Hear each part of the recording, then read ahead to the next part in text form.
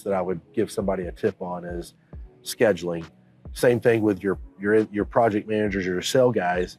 You know, you're getting phone calls and you're getting leads. You can kind of run yourself ragged as a sales guy because, I went to Lakeland today and I did 3, but then I drove through Winter Haven and now I got to go back to Winter Haven tomorrow, or, you know what I mean?